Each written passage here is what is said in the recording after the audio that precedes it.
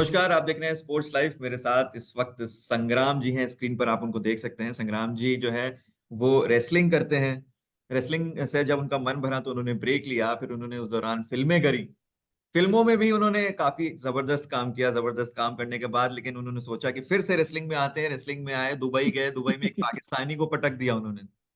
उसके बाद फिर एमएमए में उनकी एंट्री हुई, जहां पर एक रिकॉर्ड बना कि पहले रेसलर हैं जो एमएमए में एंट्री कर रहे हैं। और उसके बाद अभी मैंने आपकी इंस्टाग्राम पर देखा कि आपने एक रील डाली हुई थी जिसमें एक गाना आपका आ रहा है, जिसमें आप एक्टिंग करते हुए दिखा रहे हैं। पगड़ी, समथिंग लाइक पगड़ी मान की, शायद गाने का नाम है जी। मान मान पगड़ी का। मान पगड़ी की। जी जी जी। तो वो हम्म। मैंने वीडियो देखी है आपकी। पगड़ी का मान, पगड़ी का मान, पगड़ी हाँ कमान पगड़ी का जी। मान।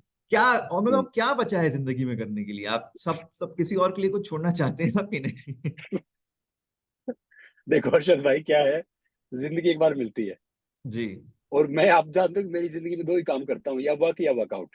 जी अभी आप यकीन करेंगे, मैं स्टेडियम के नीचे बैठा हुआ हूँ मुंबई में। जी जी ये जी एक बजे आपका इंटरव्यू था, इसलिए जी तो मेरा एक बात हमेशा मानना रहता है कि बीइंग नॉर्मल इज बोरिंग। जी जो एज बढ़ना तो मैंडेटरी है, मगर जी बूढ़े होना, बूढ़ा हार मान लेना है, बूढ़ा पाना, ये ऑप्शनल है।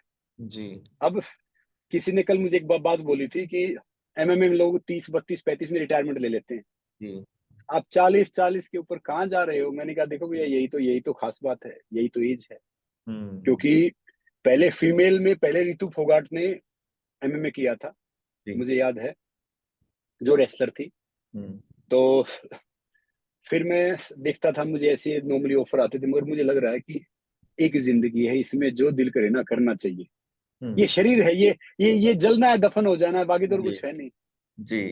तो जब करना जब करना जब चाहिए। भी आप कुछ बोलते हैं तो पता नहीं क्यों ऐसा लगता है कि मैं बहुत ज्यादा इंस्पायर्ड हो जाता हूँ उन बातों से। बहुत ज्यादा मोटिवेटिंग बातें लगती हैं आपकी। ये एमएमए की जर्नी के बारे में थोड़ा सा बताइए, कैसे शुरू हुआ, क्या हुआ और क्या सीन है अभी? एमएमए क्या था कि जब मैं अपना रेसलिंग मैच कर रहा था, दुबई में था, तो मुझे काफी मेरे मिलने आए एमएमए वाले। जी और उन्होंने मुझसे बोला कि ये स्पोर्ट्स है, इंडिया की सबसे ज्यादा व्यूवरशिप है, कोई जी। आप जैसा इंसान आएगा तो सारी चीजें होंगी, ये सब। मैंने फिर उनको इतना सीरियसली लिया नहीं, मैंने कहा हाँ हाँ हाँ, मैंने हाँ हाँ किया, छोड़ दिया। फिर मैं ऐसे घर आया तो मेरी जो भाई का लड़का था, बहन का लड़का है, जो मेरा भांजा और वो थे ना, तो भतीजा, तो उनसे मैं पूछा यार रेसलिंग में क्या, बोला रेसलिंग क्या है। हम्म। वो सिर्फ दो चीज फॉलो करते हैं नए बच्चे आजकल के, हम्म। या तो सोकर फुटबॉल या एमएमए। हम्म। वो हम्म। वो एमएमए के सब स्टार को जानते थे, हम्म। फुटबॉल के सब स्टार को जानते थे। जैसे मैं तो मेसी, रोनाल्डो या दो चार नेम जानता हूँ कि जो खेलते हैं, मगर हम्म। वो सबको जानते थे। तो हम्म। मैं हैरान रह गया कि भाई, ये इतना स्कोप है, इतना क्रेज है, इतना सब कुछ है, तो हम्म। देखते हैं, ट्राई तो करना चाहिए। जी फिर फिर किसी ने बोला कि भैया, आपका चेहरा ही तो आपकी रोजी रोटी है। जी। आप ये शो करते हैं, फिल्में करते हम्म। हैं, या मोटिवेशन या प्रवचन करते हैं, या कुछ भी करते हैं। जी। तो मैंने कहा भाई, बात तो सही है। फिर मैंने कहा उम्र भी यही है, 5 साल बाद तो ऐसे ही, 5-10 साल बाद तो हाथ हिलना नहीं है। अभी जी जो हाथ पैर हिल रहे हैं, तो जी। कोशिश करके देख लेते हैं। तो फिर अब मैंने सोचा, और ये मेरी जर्नी है ना, एक, सॉरी मैं आप बीच में आप रोक रहा हूँ। जी जी ये बोलिए। मेरी जर्नी अरशद भाई उन सब बच्चों के लिए होगी जो देखो, ढेर सारे बच्चे इंडिया से एमएमए कर रहे हैं, जो एस्पायरिंग है या नॉर्मल है, मगर इसके बाद और ढेर सारे आएंगे। और ये जर्नी उन सब के लिए कि भाई, जिंदगी में कभी हार नहीं माननी चाहिए। अगर आप बगैर प्रयास के, बगैर मेहनत के मंजिले पहुंचते हो ना, तो आपके हाथ खाली रह जाते हैं, अनुभव नहीं मिलता। अभी आपने कहा कि बच्चों के बीच में पॉपुलर है दो गेम, सॉकर और एमएमए, लेकिन क्रिकेट भी काफी ज्यादा पॉपुलर है। तो आपका मन नहीं हुआ कि क्रिकेट खेलूं या क्रिकेटर बन जाऊं ऐसा? अरशद भाई, मौका मिलेगा तो वो खेल लेंगे यार, क्या है। एक बार बड़ा फनी इंसिडेंट बता रहा हूँ कि बेंगलोर में अपना इनका कैंप लगता है क्रिकेट वालों का, और इनका एक टेस्ट होता है, इनका टेस्ट होता है, उसको बोलते हैं पता नहीं, यो टेस्ट, कौन सा टेस्ट होता है इनका, एक यो टेस्ट यो मैं भूल टेस्ट गया। होता है जी। हाँ, उस दिन मुझे 101 बुखार था। तो ऐसे बेंगलोर गए थे, वो बोले कि भाई यहाँ पे कैंप लगता है, ये सब देख लो, और ये सब है। हम्म। तो बोले कि ये फॉर्मेलिटी रहती है, तो मैंने 101 बुखार में ये टेस्ट कंप्लीट किया था तो वहां पे। तो मैंने कहा भैया, ये जरूर खेल लेंगे भैया। तो ऐसे मजाक कर रहा था। देखो, क्रिकेट के लिए क्या है, क्रिकेट के लिए हमारे इंडिया वन ऑफ द सबसे बड़ी कंट्री है क्रिकेट के लिए, और वन ऑफ द टीम भी बेस्ट है यहाँ पे। एक डिफरेंट वो है। अब हम्म। एमएमए क्या है कि रेसलिंग से मिलता जुलता है। एमएमए जैसे, जो अभी एमएमए के चैंपियन है, वो पहले फॉर्मर रेसलर होते थे, कोई स्टेट लेवल का, कोई नेशनल लेवल का, कोई हो सकता है कोई इंटरनेशनल लेवल का। तो उसमें एक सिमिलरिटी है। अब क्रिकेट तो बिल्कुल डिफरेंट स्पोर्ट्स हो जाएगा, ये हंसी मजाक के लिए तो हम बोलते हैं कि भैया चलो हम खेल लेंगे, वो मिलेगा, मगर क्रिकेट का एक थोड़ा डिफरेंट है। मैं बच्चों के साथ कभी खेलता हूँ टेनिस की बॉल से एक आधी बार, दूसरी बात है शॉट मारना, मगर सीरियस क्रिकेट खेलना तो बड़ी बात है। जी जी। दुबई जब आप गए थे, दुबई में पाकिस्तानी मोहम्मद सईद, शायद उनका नाम है, मोहम्मद सईद, उनसे आपने जब, हाँ, वो आपके मोहम्मद। सामने थे, तो किस तरीके का प्रेशर था? मतलब क्योंकि इंडिया वर्सेस पाकिस्तान का जब क्रिकेट मैच होता है तो बड़ा ही प्रेशर दोनों टीम्स पर होता है, दोनों ही तरफ होता है, तो आपने भी कुछ उसी तरीके का महसूस किया था कि नहीं किया था? उससे ज्यादा महसूस था, क्योंकि जब सैयद था, सैयद मेरे से 16-17 साल छोटा था। जी। और 2007 में मुझे पता है एक टूर्नामेंट में खेलने गया था, जो ना कोच था ना, शायद उनके कोच या उनका कोच था, उनका कोई साथी था, उनके साथ मेरा रेसलिंग मैच हुआ था टूर्नामेंट में। तो अब सैयद को इनको देख रहा था, देखो मैं भले ही मैं कितनी कोशिश कर रहा था ऐसे स्माइल करने की या ओवरकम करने की, फिर क्या होता है कि जब आप इतने साल बाद कम बैक करते हो, फिर खासकर इंडिया पाकिस्तान, फिर ये मैच लाइव है वर्ल्ड वाइड, तो थोड़ा प्रेशर तो होता है। जी। फिर मगर प्रेशर को ओवरकम करने के लिए मैंने सोचा देखो पहले क्या है कि अपना अपना बेस्ट खेलो, अपनी तरफ से कोशिश करते रहो कि भैया हम क्या कर सकते हैं, कितना बेस्ट खेल सकते हैं।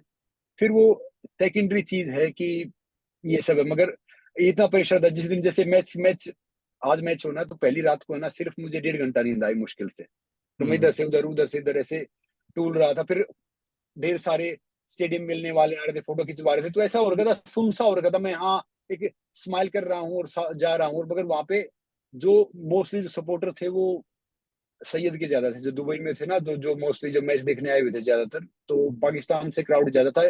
हालांकि वो दोनों के लिए थोड़ा सा कर रहे थे, मगर सैयद के लिए ज्यादा चीयर अप कर रहे थे। तो तो आप, प्रेशर तो होता है। तो जब आप, आपको कैसा लग रहा था कि सईद के लिए ज्यादा जो है चीयर अप हो रहा था और आपके लिए उतना नहीं हो पा रहा था, तो क्या क्या था वो? देखो जैसे अपने जो इंडियन थे थोड़े कम थे, कोच कह रहा था भैया किसी से भी हार जाना यार, इससे मत हारना, फिर इंडिया भी जाना है ये सब है, और नेपाल बांग्लादेश से हार लो। उनका कोच भी सेम बात कह रहा था उसको कि भैया इनसे मत हारना यार, बाकी तो देख लेंगे, वो सब कर लो। लेकिन तो उनको तो हारना ही था, खैर। नहीं, मैंने मैंने पता क्या था कि मैं वो डिफरेंट कर रहा था। वो जैसे चेयर अप कर रहे थे ना, वो सब कर रहे थे, तो मैं उनकी तरफ स्माइल दे रहा था। मैं सोच रहा था कि भैया अभी अपने समर्थक है, अपने हम्म। ही है। वैसे तो हम्म। पूरा वर्ल्ड ही अपना है। और वो लड़का, उसका उसका फ्यूचर है, टैलेंटेड था और फ्यूचर है, नॉर्मली वो था। मगर क्या होता है जब नई एज होती है ना, तो इंसान का एग्रेशन थोड़ा डिफरेंट रहता है। तो मैं समझदारी से कर रहा था। जब मुझे हम्म। पता चल गया था कि भैया ये इसका स्टेमिना ज्यादा होगा, इसकी स्पीड भी ज्यादा है, तो थोड़ा वेट भी ज्यादा है, तो हम्म। समझदारी से वो कर रहा था। जब उसे गुस्सा आ रहा था, जब वो गुस्से में हो रहा था, तो भी मुझसे स्कोर कर रहा था, पॉइंट ले रहा था, गलती कर रहा था। हम्म। तो तो तो जब भी आपको गुस्सा आएगा, एग्रेशन होगा मैच में, तो अगर आपको दिमाग नहीं रखोगे ना, तो आप गलती करोगे, चाहे क्रिकेट है, चाहे फुटबॉल है, चाहे एमएमए है, चाहे रेसलिंग है। तो जी।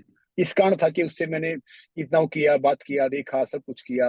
और सच बताऊं कि एक तीसरे राउंड में एक मूव था, मैं उसको उठा के मारा था और मेरी चेस्ट पे गिर गया। तो मैं हम्म। खड़ा हुआ ना, तो मुझे सांस नहीं आ रहा था। मतलब मैं ऐसे सांस लेने की कोशिश कर रहा था दिखाने की, मगर सच बताऊं मुझे सांस ही नहीं आ रहा था। मुझे दिख नहीं रहा था कोच क्या क्या बोल रहा है, क्या हो रहा है, क्या कुछ हो रहा है। तो फिर ऐसे मैंने सोचा, फिर मैंने ऐसे ऐसे आंख का वो थोड़ा सा वो किया, कोच से थोड़ा पानी पिया, देखा, सब कुछ किया। और फिर जाते उसको 2 पॉइंट दिए गए, नीचे बैठा, तो सब 15-20 सेकंड में तो मुझे सांस आना लग गया, सांस आने लग गया फिर ढंग से कि भैया वो क्या गया था। तो देखो टफ तो है। लेकिन उसके सामने आपको अपने आप को कमजोर नहीं दिखाना था, बेसिकली ये था। नहीं, जब आप किसी भी कंपटीशन आओ, चाहे चाहे आप किसी भी फील्ड में हो, जी। देखो मैं एक बात हमेशा बोलता हूँ कि चैंपियन वो नहीं होता जो मेडल जीता है, ट्रॉफी जीता है, फर्स्ट आता है। चैंपियन होता है जो लगातार कोशिश करता है। तो बस आप देखो जिंदगी में एक एक अरशद भाई एक बात बता रहा हूँ आपको, जिंदगी में ना विल इतना काम, आपकी स्किल इतना काम नहीं आती, विल काम आती है। स्किल के आगे, स्किल से आप खड़े हो गए, आपने 1-2 राउंड जीत लिया, वो कर दिया, जब आपको विल है ना, तो वो हर चीज को ओवरकम करती है। अब मैं जब रूमेटिक अर्थराइटिस से फाइट किया, मैंने ढेर सारी सिचुएशन से फाइट किया है, ढेर सारे उससे आया हूँ, तो मेरा विल पावर बहुत स्ट्रांग है। तो मैं हम्म। सोचता हूँ कि भाई हारना जीतना मैं कोई मैच उसके लिए खेलता नहीं, मैं खेलता हूँ कि ये मैच देख के ढेर सारे नए बच्चे इंस्पायर हो, ये स्पोर्ट्स आगे जाए, ये खेल आगे बढ़े। मेरे से बहुत बड़े बड़े रेसलर थे, हैं और आएंगे। एमएमए में भी ढेर सारे स्टार थे, हैं और आएंगे। देख लेना, मैं एमएमए में भी आऊंगा ना, तो इसी स्पोर्ट्स को बहुत मेरा मानना रहता है कि आपका मैच है ना बहुत इंटरटेनिंग होना चाहिए, बहुत उसकी एंगेजमेंट होनी चाहिए, नहीं तो फायदा नहीं है उसका। जी। संग्राम जी, आपका फोन जो है ना बहुत हिल रहा है, थोड़ा सा उसको स्टिल रखिए प्लीज। अच्छा। अच्छा, अभी ठीक है? अब ठीक है, अब ठीक है, हाँ अब ठीक है, पहले बहुत काफी ज्यादा हिल रहा था। या भी हिल रहा है? नहीं नहीं, अब ठीक है, अब ठीक है। संग्राम जी, ओलंपिक्स जो है वो आने वाले हैं, पेरिस ओलंपिक्स जो है, पेरिस ओलंपिक्स 2024। काफी सारे खिलाड़ी जो है उन्होंने क्वालिफाई किया है रेसलिंग में। जी क्या बिल्कुल। तैयारी है रेसलिंग को लेकर? हम्म। देखिए, तैयारियां तो अब की बार काफी है, मगर मैं जैसे दीपक है या कई और लड़के थे जो, सुजीत था, ये सब कर नहीं पाए। मगर अब की बार मैं आपको सच बताऊं, मैंने कई महीने पहले, काफी महीने पहले मैंने ये स्पोर्ट्स अथॉरिटी ऑफ इंडिया को या कईयों को, मैंने इवन स्पोर्ट्स मिनिस्टर साहब को मैसेज भेजा था, अनुराग ठाकुर जी होते थे तब, कि हमारे पास है ना सारी चीज है, हमें है ना एक सही स्पोर्ट्स साइकोलॉजिस्ट चाहिए। मैं इवन संदीप प्रधान जी से भी मैंने बोला था, मैसेज भेजा था उनको कि ये सब करने के लिए। अब की बार है ना हमारे ओलंपिक में जितना वो, मैं दुआ करता हूँ कि ढेर सारे मेडल आए, मगर अब की बार ओलंपिक हमारा उतना बेहतर नहीं है, बेस्ट नहीं है, क्योंकि हमारे श्योर शॉट मेडल, सिर्फ शूटिंग छोड़ के बाकी कई श्योर शॉट मेडल नहीं है। मेडल की प्रोस्पेक्ट है रेसलिंग में, बॉक्सिंग में, बैडमिंटन में, इसमें, मगर शॉर्ट शॉर्ट जो मेडल कहा जाए ना, जैसे पिछली बार मैं बोल रहा था रेसलिंग में शॉर्ट शॉर्ट मेडल है या हम्म, बॉक्सिंग में शॉर्ट शॉर्ट मेडल है, तो हम्म, अब की बार मेडल के प्रोस्पेक्ट तो हैं नो डाउट। जैसे हमारी 5 जो लड़कियां हैं, एक लड़का है जिन्हें रेसलिंग में जो क्वालिफाई किया है, तो मगर एक कहते हैं ना अरशद भाई की, भाई बिल्कुल एक आउट ऑफ द वे कहते हैं कि शॉर्ट शॉर्ट मेडल है भैया, ये मॉडल, ये मेडल का प्रोस्पेक्ट है, तो वो मुझे अब की बार इस ओलंपिक में शूटिंग को छोड़ के उधर दिख नहीं रहा है, जो एक मतलब ओनेस्ट बता रहा हूं मैं आपको। इवन इवन इवन पिछली बार हॉकी टीम थी, हॉकी टीम ने मेडल जीता था।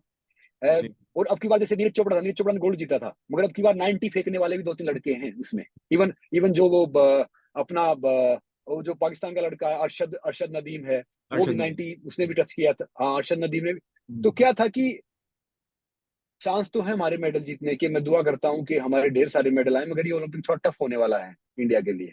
आपने बहुत ऑनेस्ट आंसर दिया, लेकिन इस ऑनेस्ट आंसर के पीछे वजह क्या ये है जो कंट्रोवर्सी हुई थी अभी बृजभूषण शरण सिंह वाली, या फिर जो रेसलिंग को लेकर काफी सारे धरने प्रदर्शन हुए, क्या आपको लगता है ये सारी चीजें रेसलिंग को ओलंपिक्स में प्रॉब्लम कर सकती हैं? बिल्कुल कर सकती हैं। जब देखिए क्या है कि किसी भी स्पोर्ट्स पे कोई कंट्रोवर्सी होती है तो स्पोर्ट्स बहुत पीछे जाता है, और खिलाड़ी अगर वहां पे रहता है तो खिलाड़ी बहुत पीछे जाता है।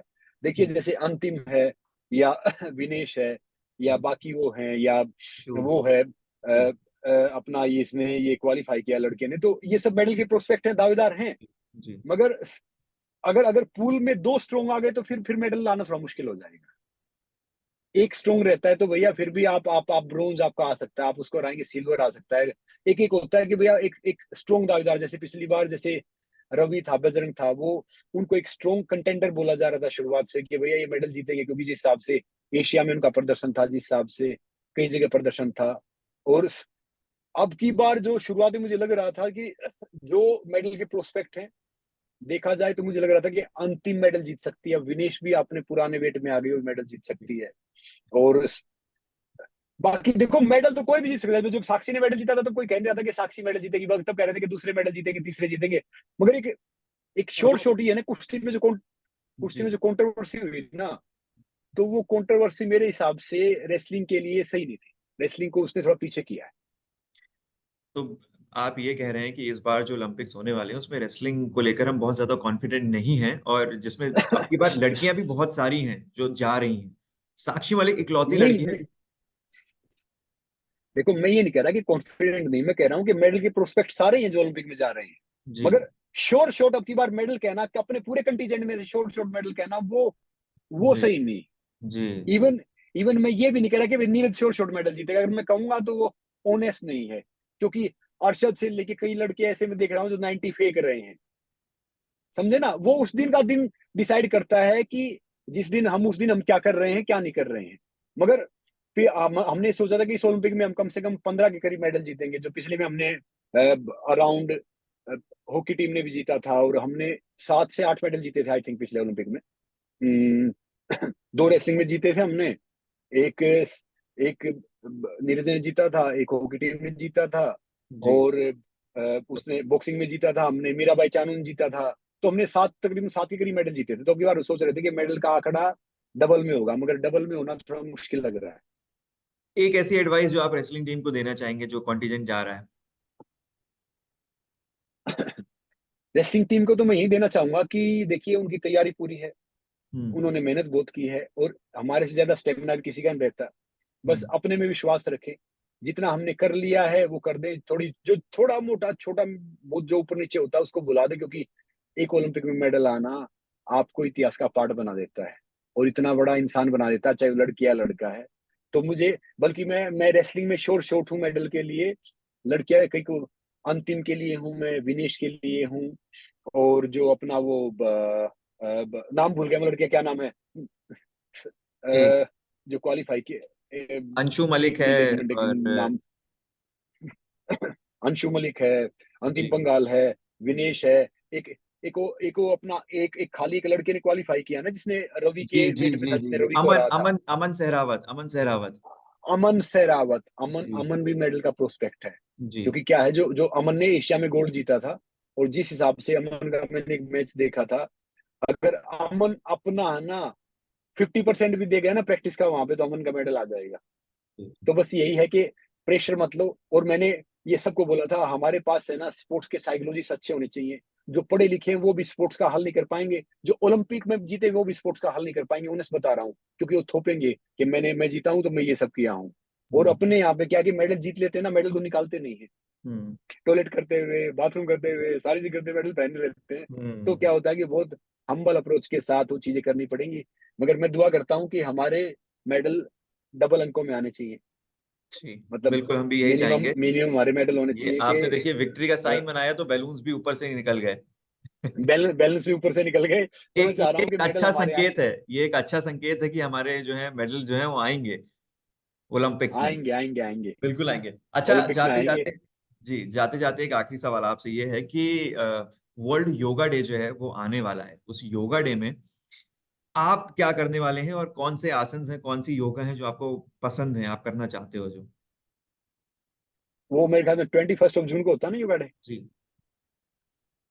वैसे आजकल मैं योगा के सारे आसन करता हूँ, सूक्ष्म व्यायाम करता हूँ, मैं सूर्य नमस्कार में करता हूँ, जी पद्मासन करता हूँ, वज्रासन करता हूँ।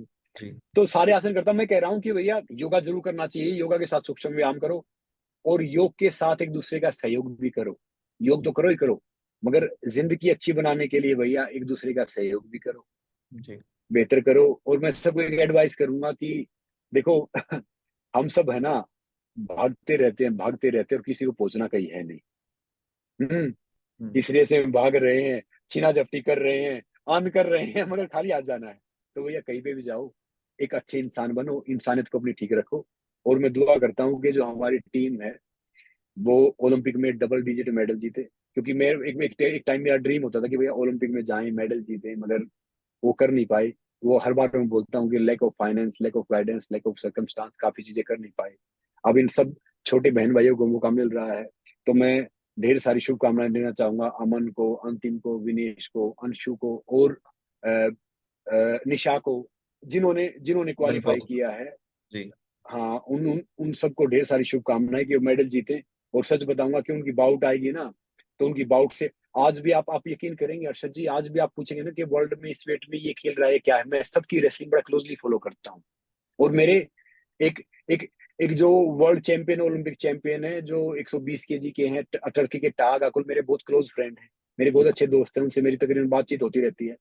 तो कई हैं और भी हैं, जैसे एक अमेरिकन है जो ओलंपिक चैंपियन, वर्ल्ड चैंपियन है, स्नाइडर है। तो ये सब सब मेरे मतलब दोस्त हैं। तो मैं ये देखता रहता हूँ, मैं पूछता रहता हूँ कि भाई इंडिया में आप में फर्क क्या है। तो उसने बोला कि अब कोई फर्क नहीं है, अब सिर्फ मेंटेलिटी का फर्क है। जी। तो अब मैं चाहूंगा कि नए बच्चों की मेंटेलिटी चेंज हो जाए, और इंडिया पदकों में टॉप 10 में आए।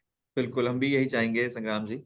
और बहुत अच्छा लगा आपसे बात करके, और आपको बहुत बहुत मुबारकबाद आपकी अचीवमेंट के लिए एमएमए। आपने जो है आपने रिकॉर्ड दर्ज किया है वहाँ पर, साथ ही साथ आप बहुत कुछ अच्छा कर रहे हैं। हम चाहेंगे कि आगे भी आप इसी तरीके का अच्छा काम करते रहें, और हमें हमसे जुड़ते रहें, हमसे बात करते रहें। शुक्रिया।